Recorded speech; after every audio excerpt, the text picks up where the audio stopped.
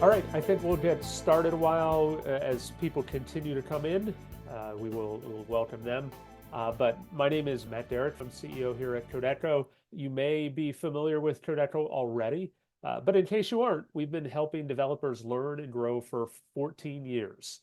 I was talking with Tim. Tim is a long, long time team member, over 10 years now here at Kodeco. So at Kodeco, we offer fantastic learning materials for individuals and developer teams to help stay at the top of their game and with any current future changes in technology. What we're talking about today is obviously very cutting edge technology, but there's a whole host of resources. Today, Tim Mitra is going to walk us through getting hands-on with Vision Pro and spatial computing. Tim is the lead mentor for our upcoming bootcamp on this topic. But beyond that, he is a mobile app developer, a podcaster, and the founder of a software development company based in Toronto, Canada. Tim specializes in iOS, Vision OS, Mac OS.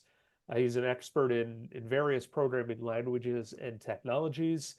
He's a former iOS engineering manager, and he has solved many complex business challenges and taught courses on Apple development platforms. Tim also hosts a popular More Than Just Code podcast, which explores the software development and technology industries. He's a passionate advocate for diversity and inclusion, frequently speaking at industry events and conferences. So you are in for a treat with Tim today. And I will say, for those of you that stick around to through this whole presentation, we will have a special code at the end that will save you over $100 if you're interested in attending this boot camp. Feel free to ask questions as we go along in the chat. I will answer if it's something I can answer quickly, I'll answer it in the chat. Otherwise, we will answer them at the end. All right, so with that, I'm going to turn it over to Tim. All right, thanks, Matt. All right, so yeah, as Matt said, I've been playing around with Vision OS and mostly iOS and things like that for many years. Just moving this out of the way here. So I wanted to go through. This is sort of the agenda, what I have in mind today in terms of what we're going to talk about. We're going to talk about the state of the platform where Vision OS is today, and where I see it going. And my daily use or just general daily use of Vision Pro as a piece of hardware, especially from a perspective of being a developer.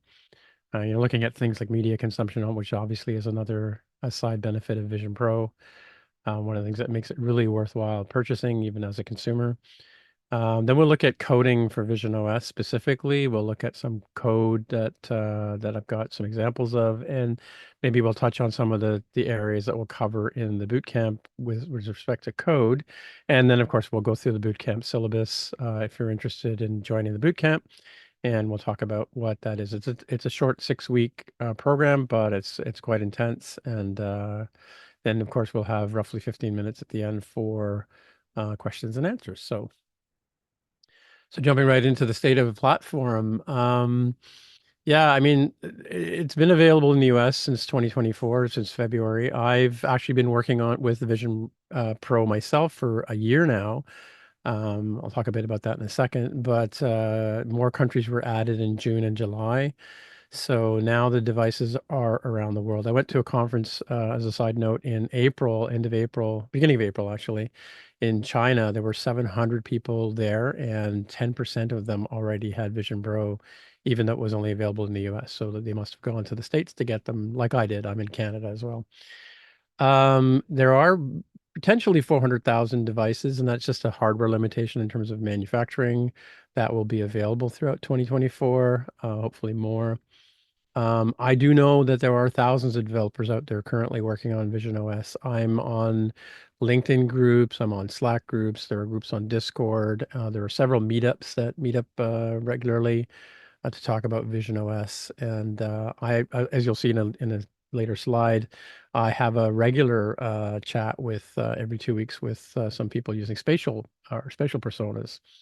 I asked them, I asked one of them yesterday what they thought of the current state of Vision OS, and they jokingly said all four of us are on Vision OS 2.0 beta right now, but One of them said it's a very stable 1.0, so it's kind of a tongue firmly planted in cheek comment about where the Vision OS software is, but it's actually gotten quite good.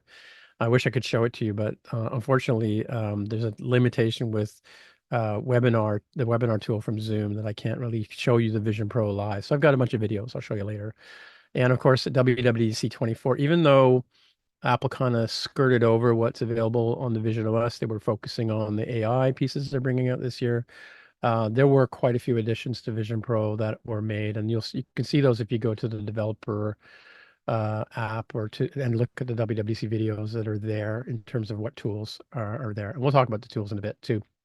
I mean, I've been doing this talk for a while, and one of my slides, which just is a late addition, I just added it before we started here, is why? Why should I bother learning to create Vision OS apps? And I think, the most compelling reason for me is that there will be businesses that no one has thought of creating before. You can see in the black area there at the bottom, before the iPhone came out in 2007, none of these apps, Instagram, WhatsApp, Twitter, TikTok, Lyft, Uber, Pinterest, Airbnb, Square, none of those things existed before the iPhone came out. Those are all as a result of the iPhone. And I feel that, and a lot of people do feel that the Vision Pro is another level in platform in terms of where we're going with this. And I'll talk about the whole spatial computing piece, which is kind of how Apple spun it out um, in a bit. So Vision OS is the operating system that runs on the Vision Pro hardware.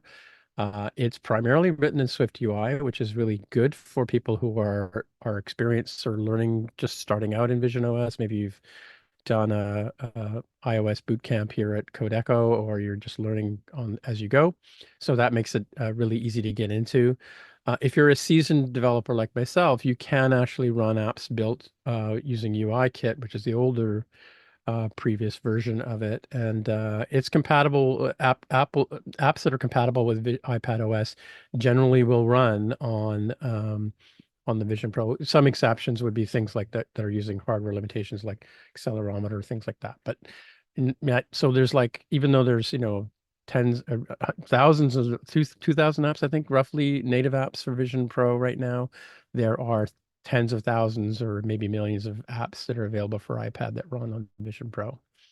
So a couple of things, if you're curious about, I mean, I've got my Vision Pro here, and you can hold it up in the slide here. I can't run it to show you what happens, but if you don't have a Vision Pro and you're curious about it, there's a couple of opportunities to go and check out how to do it. This is me in August of last year. I was one of the first people to get to go to the developer lab in Cupertino to try out the device.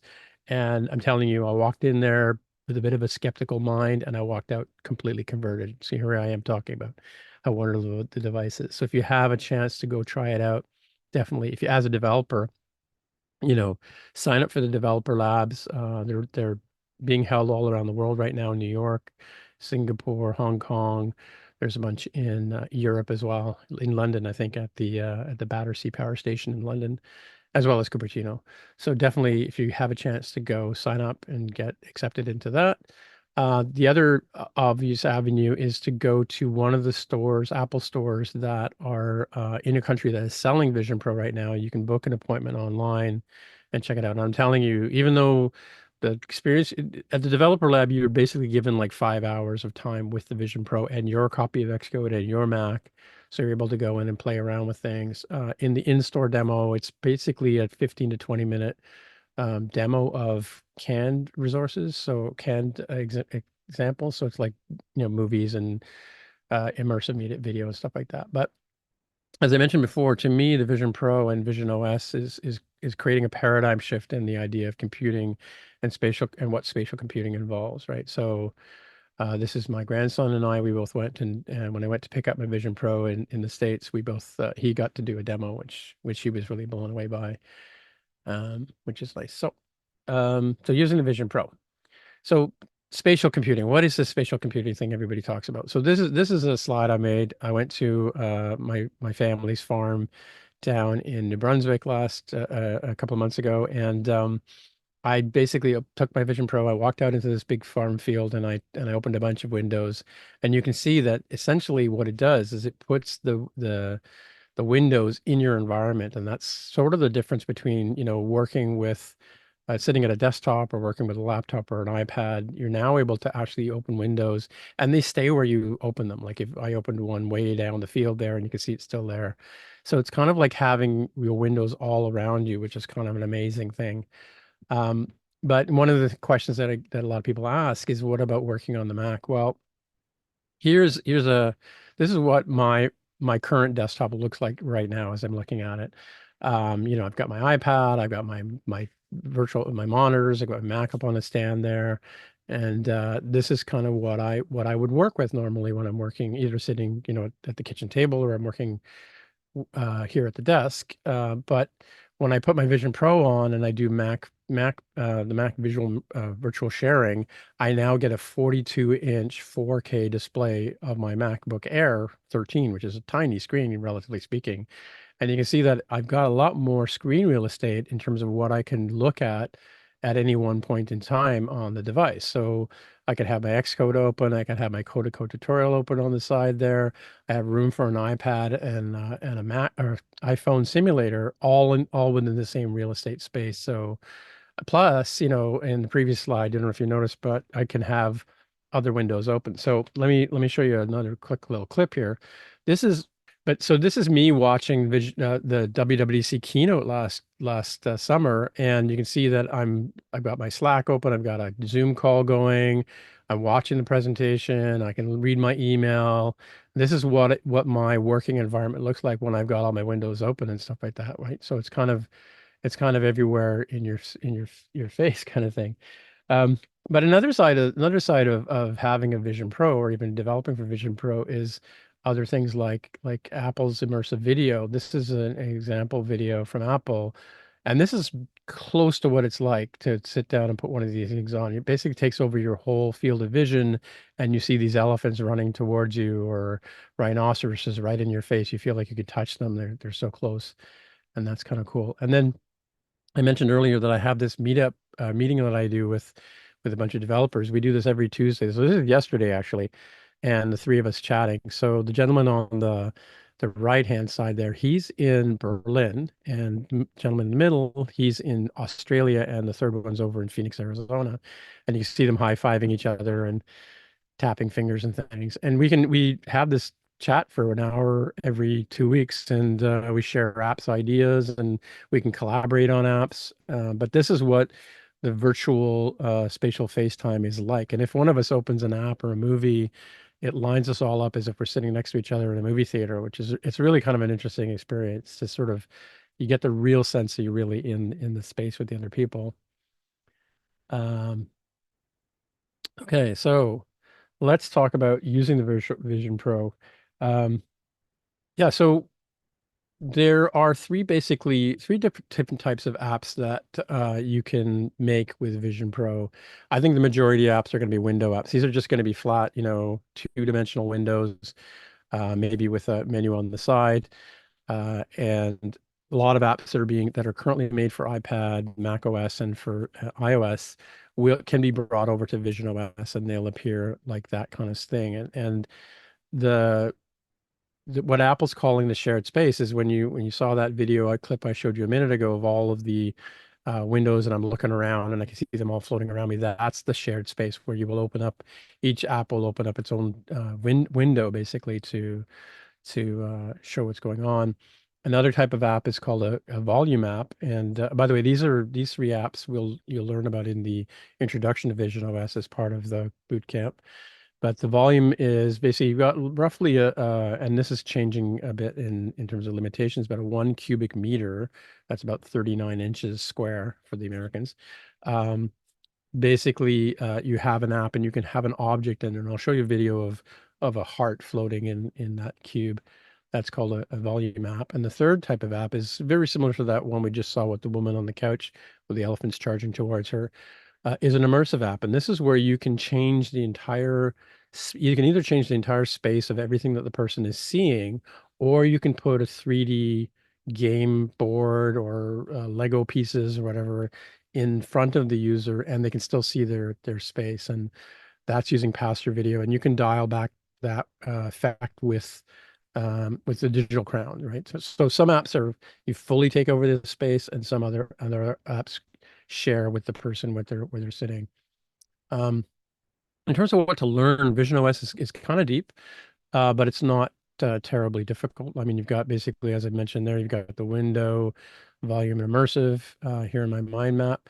You can do UIKit, Swift UI.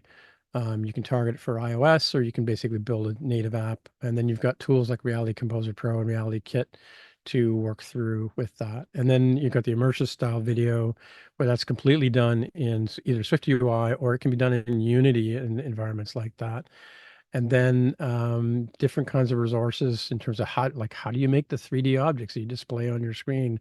These can be done in things like Blender, and I think I got to update my slide because you can also do Godot now as well as Unity, and do 3D modeling there. And you can also import USDZ files, and we'll learn about that. We'll cover that in the course. And then sort of more advanced section of the course that we run through is we look at a reality kit in terms of how to put all the pieces together to make different things. And we'll cover this more in detail in the boot camp.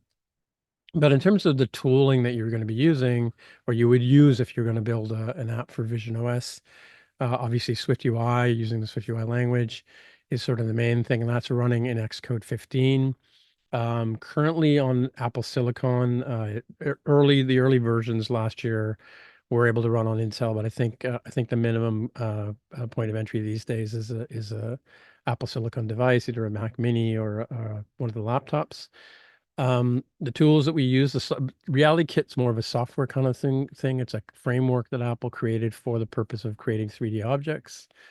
And then Reality Composer Pro is an interesting app. It's very similar to Interface Builder, if you're familiar with that, in terms of it's like like you just drag things onto a screen and set them up and add properties to them. So Reality Kit would be like the coding version of creating experiences for Vision OS, whereas the Reality Composer Pro is more point and shoot kind of thing. AirKit and Metal they're different than in terms of approach to what you use. There's more and more AirKits being added by Apple into the newer versions of Vision OS, and Unity requires Unity Pro license to create apps. And at this point in time, if you want to go down the Unity path, you're basically making a Unity app that you will then port over to Vision OS. So you're not really mixing and matching the coding with the Vision Unity app itself. And yeah, just in case there's a question about what we're running on in the course, even though Vision OS 2.0 is currently in beta, I think it's beta 4 or 5 or 7, I think actually, we're going to be targeting Vision OS 1.3, which is the current stable shipping version of Vision OS in the course. So here's a couple of examples. I'm going to run through a couple of examples here of some of the early apps that came out. And this is one where a gentleman is walking, he's got his Vision Pro on, and he's walking around this stockpile, which at a quarry. And he's able to use the LiDAR camera to get an estimate of how big the pile is. And as a result, he's able to actually figure out, the volume of stone in that that space, which is really an interesting application. Another one that I like here is this one where this Recon Tools has built this tool that works with DeWalt. This is a Bluetooth enabled tape measure, and you can see he can swing this window around to face himself. And he uses the tape measure to measure the space for a piece of wood he's going to put in this space. He puts the thing in and he pushes a button, and it sends it over to the Vision Pro, and it appears there. And then later he can go over to the tape measure, or to the chop saw there, and measure that exact piece, and print out a barcode that gets stuck onto that piece of wood that tells the construction team where to place that piece of wood. So it's kind of an interesting approach. And then NVIDIA is getting involved in the game too. So here you see a lady wearing a Vision Pro, and she's changing the color, and now she wants to change how it appears, see what it looks like in a different environment. And the Vision Pro will automatically adjust the color space of the image to make it look like real. And you can see here she's just sat down in a chair, and she's able to visualize what this Datsun car would look like in her space. So I'm going to jump over to a couple of things. So as I mentioned before, in terms of getting into Vision Pro, there's not like a huge point of entry in terms of what you need to learn, like not a huge learning curve. It essentially is using Swift UI. This is an example of an app for a Swift data course that I brought that Kodeco is going to publish later on this year. Um, but you can see it here. This is what it looks like on an iPhone here, and using the same code, I'm able to build it for Vision Pro. And you can see this is an example of what the simulator looks like if you've not looked at the simulator before. So that same, the iPad or iOS version and Vision OS version, there's not a lot of difference in terms of the code. I actually pretty much set it up with a, split view controller, and I'm able to bring it over to the device, right? And then in the simulator, you've got a view of what the app would look like. You can zoom in and play around. So if you don't have a Vision Pro, you can still visualize what the app's going to look like as you're using it. So I'm going to exit the slides for a second. Just let's jump over to Xcode here. So here, in fact, is the same app I was just looking at, and I can very quickly just show that if I just switch over to a Vision Pro device, the preview will re-render. And then you'll see the app come up here. And then as well, you can see as we'll wait for that to render over here, I'll just switch over to the phone here. And as well as using Vision Pro and Swift Data, sorry, using Swift UI, Swift Data, and I'm also able to use iCloud to sync the data between the devices. And the same thing with the Vision Pro. This is the Vision Pro simulator here. Still waiting for that preview. Yeah, it takes a minute for it to come up. Anyway, so with here in the Vision Pro simulator, I can simulate the whole experience of as I would in a 2D world, looking at what it would look like in to have the Vision Pro on.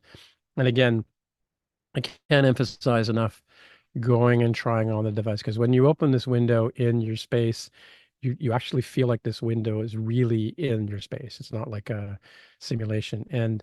But using the simulator here, we can zoom in, we can zoom out, and use things. And there's a lot of built-in things that are nice about this. As I roll over these devices, you can see here with the difference in terms of how the Vision Pro works with when you're wearing it is you don't actually have a mouse or a keyboard. You have your eyes, and you look over at the button and it lights up, right? Or if I hover over it, it shows me a title here. But and as I go through, I don't know if you can see it, hopefully it's lighting up for you there. These are called highlights, and these things happen as you tap on things. You can see what's being updated, where my eye is looking. So as I look at the list over here and I move down to the violet dog here, and I click my fingers, then it lights up and selects that record. So it's kind of a really interesting thing. And as I said before, you can zoom in and zoom out, and you can change the environment you're in. You can move sideways. You can, as if you're standing up or sitting down, kind of thing. Um, and these are like 3D controls. I don't know if you can see at the bottom here. Maybe I can do this little trick here, which I learned. I think it's this one. Yeah, you can see down here are the tools. I can do it. You can see the tools that I'm using here, and these are common 3D tools that are used in 3D apps. Yeah, so when you get into doing a Vision Pro app, this, like I said, this one is primarily written for Swift UI, but let me just go back to the slides, which are here. Okay. Yeah. Okay. So this is an example of the kind of things you'll do in Vision Pro. Is in terms of if you want to write an immersive app, the difference is you'll import Reality Kit and Reality Kit content, and then you'll build you build out your what type of environment you want to have. In this case, I'm opening an immersive space in a style of full, which would mean it'll encompass everything that the user sees. And then it's a simple matter of adding this Windows style to your application. I'm missing a slide here on the reality view, which is a new type of Swift UI function that works within for Vision OS specifically, but it's written in SwiftUI. It's a special kind of view that we use to load up 3D objects. And this is what the Reality Composer Pro app looks like, and you can see it's a separate app that you trigger by opening the file in Xcode, send it over to this app here, and you get a similar to what you do in Xcode. You get a navigator on the left-hand side where you have all your elements. Here's a Tosakin goldfish that I've imported from a 3D site. There's a content library with some built-in things, cylinders and circles and colors and textures. And textures are the materials you apply to a 3D object. I like to give the goldfish the look as if it's got scales, and if it's got the colors, those are done through textures. And then you can, on the inspector on the right-hand side, you can modify the device. So you can see at the bottom, there's like a project browser where you bring your elements in and basically modify them. And again, you got these same 3D tools down here at the bottom. I'm assuming you guys can see my keyboard. Yeah, and one of the nice things that they've added at WWC is this new timeline, so you could actually do animations right within Xcode, or right within the app, and Xcode and Reality Composer Pro. So, for instance, in I think this is a video. Yes, it is. The goldfish will swim around that little dot in the middle there, using the timeline. So that's kind of a cool little thing that Apple's added. And this is an image that's used as a skybox. This image, if you look at the way the ceiling tiles look all kind of distorted, this was taken by one of our team members at Kodeco back when we were doing conferences. And so this is the team that wrote a lot of the older tutorials. I think Sam is, I think he's our CTO. Yeah, he's anyway. So I used this image for fun in a image. So this is an app that you'll learn how to make in the course, where you make this little plane fly around a circle. But in this space, the whole world that you're surrounded by is all these people looking down at you. So you're like an ant on the table in the middle, as the Kodeco authors around you smile at you, right? And then to show another example of a really cool app, this is another app that's within the abilities of you to create. In that you can, this is called Insight Heart, and it's like this is a volumetric app I talked about before, where you put a model of the heart in, and you turn on the animation, and the user can actually use their hands to manipulate the heart and play around with it. And you can simulate in this app, you can simulate different kind of medical conditions and see how the heart reacts to those, different types of I don't know what they call them, fibrillations or whatever. So that's kind of an interesting app. And then another app is the one that developer on one of the Slack groups that I belong to wrote this app that basically creates this rectangle you can see at the top here. And when I play it, you'll see this is a real chair, and he's able to actually using basically the Vision Pro is always measuring the environment you're in, and it'll detect objects, and you can have your objects be affected, or your virtual objects, I should say, be affected by what's in your actual environment. So that's kind of a cool thing. And this is a bit more of an advanced example here. You've got hand tracking, which is another thing that you can do in Vision OS, and you can see that these robot hands are overlaying my real hands. And as I play this game, but again, I don't know if you guys will hear the sound, but as I play the game and just pitch with my fingers, here the cubes come towards me, and I have to punch them with the appropriate colored hand. And and you're standing up, and you're actually working out as you do this. So this is kind of a cool little application to test out, your things. I'm not very good in this particular one. I don't think I fail, but as you go through, and there's a number of apps out there like this, and this is kind of, you have to duck around those cubes that come towards you. Yes, I did fail. But yeah. Anyway, so we'll move on to the bootcamp syllabus. That's the end of the examples I had for you today. So I'm currently the main mentor on the Vision OS. I wrote the course content, so you're getting the best with the course. And as I mentioned before, the first part of the course, these are sort of it's 6 weeks, and this is most of the weeks that are covered. And we start off with an intro to Vision OS, which is a very sort of light and easy introduction to window apps, volumes, and immersive experiences for people. As we move on, I think actually accessibility and design is before the Reality Composer Pro piece. Oh, sorry. Yeah, there's a very cursory introduction to Reality Composer Pro in the first introduction section, and then we move on to accessibility and design for Vision OS. In the fourth or fifth week, we do Reality Kit, specifically where you learn how to code objects and manipulate them within the app, and then in your app. And then Reality Composer Pro is the tool we use to do a more advanced project.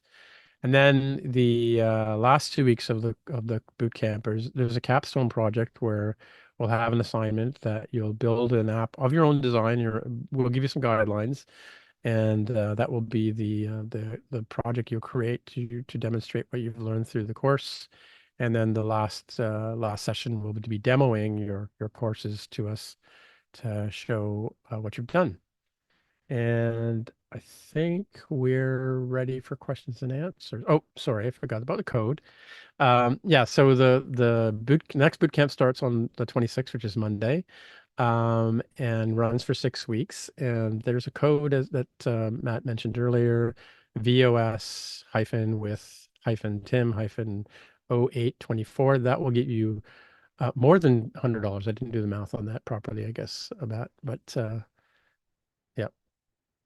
Yeah, and so I think well, this is a little bit about me. I forgot to tell you who I am, but I always put this at the end. As Matt mentioned earlier, I've been doing iOS apps for 14 years. I've been a Vision OS engineer for 12 months now. I did actually do a couple of paid gigs on Vision OS as well. I am currently the subject matter expert at Kodeco on Vision OS. We have a number of persons that are working with Vision OS as well. I've been doing my own podcast on mobile development called MTJC, or More Than Just Code. We're in our 10th year. And I've been an author at Kodeco since 2014. So that's my 10th year. And then there's my link bio. And the QR code there at the bottom is, I think that takes you to my linked bio. And yeah, I think I don't have my questions and answer slide, unfortunately, but yeah, we're at the Q&A. Okay. Thank you, Tim. That was tremendous. Some really, really cool videos in there, eye-opening. Clifton, you asked about the code in the chat. I thought I had done that, but apparently I only sent it to the panelists. So Oh, I've put it now for everyone. here we go. If there are questions that anyone has, feel free to put those in the chat. Yeah, Tim, while we wait, Tim, one question that I have for you from your perspective, like where do sure. you see the Vision Pro going? Like where do you, I know the boot camp were specifically about, where it is in building apps on 1.3, et cetera, but Yeah. like where do you see this as a technology evolving to? It's an interesting question. I see a lot of things online and in some of the social networks about, who's using Vision Pro and is it really still a thing?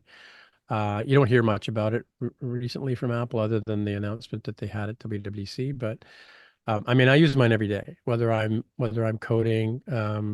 I use it when I'm using Xcode, but I also use it to consume TV shows and movies. The 3D movies. I didn't talk about that, but the 3D movies on Vision Pro are like way better than even the theater, and it's kind of like having a home theater in terms of how big the screen is. It's like almost 6 to 8 feet. It's how it feels like. You feel like you're actually in a movie theater when you're watching, and you've got spatial audio too, which is really kind of amazing in terms of technology, in terms of how you hear things. But there's a rumor that Apple is going to be coming out with a lower cost version. I mean, it's in my opinion, I think it's priced right. I think it's a great price for what you get, considering, like I said, I've been using it pretty much since February, since I got mine. Um, but I think that like any other platform, I think it was Greg Joswiak was speaking after WWDC, and Apple says they feel about the same way they did about, whenever a new thing comes out, like a watch, an iPad, iPhone itself. I mean, the iPhone didn't take off for a couple of years, really, in terms of like where it went.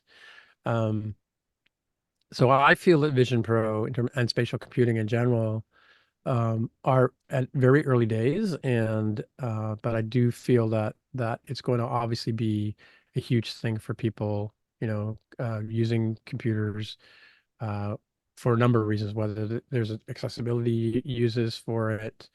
Um, I, I I I jokingly imagine that there's going to be a chip implanted in the back of your head, because now that Apple's figured out how to make these windows look so real, nothing's stopping them from putting the operating system right in your head. So you don't need a piece of hardware, right? Actually, I just want to go back to this slide. I didn't talk about this. This is actually my very first computer from 1989 and my Vision Pro from like a couple of weeks ago. Anyway, so that's where I sort of this is. I mean, if you had to ask me the same question about the Mac when I first got it, you know, I I kind of sort of would say I'm not really sure this is what I'm doing with it today, but I mean, it's been a huge influence on my life, and I think everybody else's life in terms of this is before the internet, and uh, and even networking. I don't think even back then we even had networking on our computers back in the early days, right? So, um, I think the Vision Pro can go a long, long way in terms of what people will be able to do with it. But I think we have another question here. Yes, Ben asks, do you think some of the more traditional VR headsets, such as Meta Quest and Pico, will take the any learnings from Apple and what Vision Pro offers in terms of feature sets? Yeah, it's interesting. I've spoken to a number of people who've used, I've let, anybody who wants to try my Vision Pro is welcome to do it. And I've shown people who have the Vision Quest and Meta Quest and tools like that.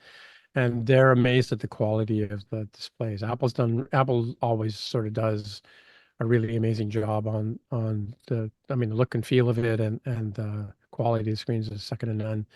I mean, there was talk of other companies like Meta and Google and Samsung sort of working on their own devices, but I really haven't really seen anything. One disappointing thing is there's a company called Magic Leap, which was the AR, VR, XR headset to go to before Vision Pro came out. They've just announced that they're shutting down because I guess the market's not ready for that yet. So it's a toss up into, I mean, yeah, I definitely think that other companies are going to learn from what Apple's presented here. I think even Apple's going to go back and rethink a few things. There are parts of Vision Pro or the Vision Pro hardware that I think were unnecessary, but there are some parts that are just astounding and amazing. So, Yeah, yeah, I think it's well said. Christoph asks, do you expect AR only glasses from Apple? um, I think you're talking like the ones that we saw from Meta a couple of months ago when Maybe, they yeah, have, Ray-Ban, yeah, a pair yeah. of glasses that you can have virtual experience. Um, that's a good question. I don't know. I mean, um, I think Apple's more about the whole experience, the whole package, right? Yeah, I don't know if they would do. I mean, yes, I think yeah, they are doing AR stuff because I mean they've been doing AR with the phones for a while, where you could conjure up an object and have it rendered. Like you can go to the product pages and you can render what the Mac Pro would look like on your desk, kind of thing. That's an AR experience. Or you can have C3PO standing in your living room with you, kind of thing. Those are things I've seen from Apple. So yeah, I could see that being something they might think about doing down the road. Like I said, there are like the rumor mill right now is that they are working on a less expensive version of Vision Pro. I mean, back in February, around the time when we were ordering this thing, we had heard that there wasn't going to be another new hardware in terms of Vision Pro for a couple of years. So that may be why it's positioned, the way it is and priced the way it is.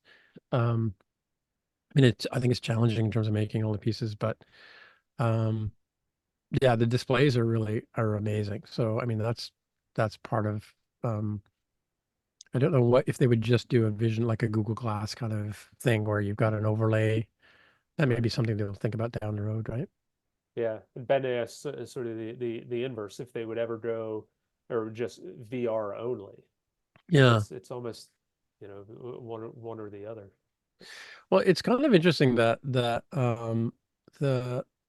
gaming on Vision Pro is really kind of interesting, because you've got your typical flat games, and then you've also got games like you can play chess and like have a real chessboard floating in front of you, and you're reaching out and picking up the pieces and moving them on the board, that kind of thing. And those are really kind of interesting experiences. And yesterday, in that spatial chat I had, we were playing a game called Crossy Road Castle, where the three of us were collaboratively going through these different levels. And I mean, you can run that app on your phone or an iPad or a Mac. I don't know about a Mac. Let me backtrack on the Mac. You can run it on an iPhone, iPad, an iPhone, and the Vision Pro. So my friend runs it on his Vision Pro, and his kids play on the iPads, and they collaboratively go through the game and go through the castle kind of thing. So that's a VR experience, I guess, in a sense, right? In Yeah, that the board is floating in front of you. It's not really there, but you're kind of seeing it's there, or you imagine it's there. So yeah, yeah. That would be both. It does feel like we're sort of at the very, very beginning stages of everything yeah. that is going to be possible. Well, one sort of other experience too that I didn't talk about, but I didn't talk about how you can grab the windows and move them around. Obviously, you can arrange them in your space, but you can also grab a window and you can pull it towards you, and it tilts as if it's like an iPad. And then you can actually use your fingers and swipe and tap on things as you would on an iPad. When it's real, for all intents and purposes, it's imaginary. It's not really there, you know, Yeah. but you Is feel that like yeah. Yeah, I just see a question from Minakashi. How can we operate Windows in spatial computing? I don't know if that's Windows. I don't know if that's what that was in reference to or something else. Yeah, I wonder if do you mean your Windows operating system or just how do Windows move in virtual space? Yeah, I'm I'm not sure. It might be a few years before we do Windows operating well, I system. actually had heard that somebody had figured out a hack to get Windows virtual, like the Mac virtual screen in front of you. I had heard somebody had figured out how to do that with a Mac by they used the Mac as or sorry, Windows, using a Windows computer in a thing, but I think they were sending it through to a Mac somehow, but like through a screen sharing kind of thing, right? But maybe maybe they're asking in terms of the Windows. I might have a video here actually that I made recently on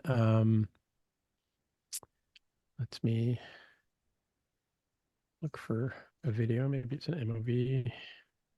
And then Um, after Tim finds this, we'll probably wrap up unless there's okay, another question. sure. Yeah, I made a bunch of videos beforehand. Oh, maybe it's in my Photos app. Um, just this, but I was using the Windows in the app, but that might answer the question, right? Which is why I'm thinking about that Yes, one. that Uh, that's yeah, I think it's this one. Yeah, this is a longer one here. So I don't know if you can, let me make this bigger. Just move this chat off to the side. So let me just skip through this. And so you can see like here, skip past that part. So you can see my hand at the bottom there. I'm grabbing the bar at the bottom and I'm moving the window to arrange it. And then, so that this is me working on the Mac, and even I'm using the trackpad on the Mac, but I'm moving things around on the Mac screen. So and you're that's moving one it thing. just with your hand. No, I'm using Gotcha. the trackpad on my Mac. Trackpad. Okay. Yeah. Yeah. So, and you can see I'm working on a Sprite Kit game, and I'm just running it there in the simulator. But if I skip ahead, that's just me working. So here I am. Here are the actual windows. I'm starting to open the windows on the Vision Pro. So that's my Mac in front of me. And then I'm using Vision OS 2.0. So there I'm opening my Safari, and I'm grabbing the bar at the bottom, moving it to the side there. And I'm, looking at wherever I'm looking, you see that little circle thing that shows up. And I can also, with my trackpad, my finger on my trackpad, I can also click on things and look Hmm. at them, right? So you can, between your Mac and you can look at things with your eyes, but you can also, you can see I'm probably doing that with my finger because that little circle's there, right? Um, yeah, so I was going over here, and then if I skip ahead a bit, so here I'm opening some more. This is how you navigate through the app in terms of like looking through I'm pinching and swiping to go left and right. And I'm opening up. This is my Mastodon client that I'm opening. And up in the corner there, you can barely see my mails open. That's my mail up there, right? So this is what spatial computing looks like in my kitchen at any point in time. So, and it's funny because my wife will walk into the room and talk to me, and I mean, to me, I don't know why she doesn't see the windows that are floating in the space. Like it's really sort of strange. And the weirdest thing is when you take off the Vision Pro and the windows just disappear. You're like, oh, there's kind of a sadness. But anyway, I'll let you wrap up. Okay. One last quick question from Gabrielle. Is it possible to move or swipe between multiple Mac OS desktops when working on with your Mac with the Vision Pro? Yeah, that's a good question. There's a Apple has added the ability to have multiple windows open coming in the 2.0 beta. We don't know yet if it's a hardware thing. And there's an app there's a gentleman named Jordi Bruins who does a lot of apps, quick apps for Vision OS. And he made one about 6 months ago that lets you open a second window. So you can actually have your Mac window and you can have a second Mac window open. Like, is it like, you know, how you have two windows and Right. like your Mac window and then you have a second window? So, and I think they're adding the ability to have a really wide screen as well in the Okay. upcoming 2.0 release. All right. Well, that sounds good. And I think with that, we will wrap this up. I'd like to greatly thank Tim for your time and expertise today, as well as in this boot camp that we have coming up. For all of you, I would highly encourage you to plan to attend the boot camp if you'd like to learn more. And you can reach out to myself or other people here on the team, and we can provide you with more information on how to do that. All right. Well, I hope everyone has a great rest of their afternoon, evening, morning, depending on where you are in the world, and we will talk again soon. Bye-bye.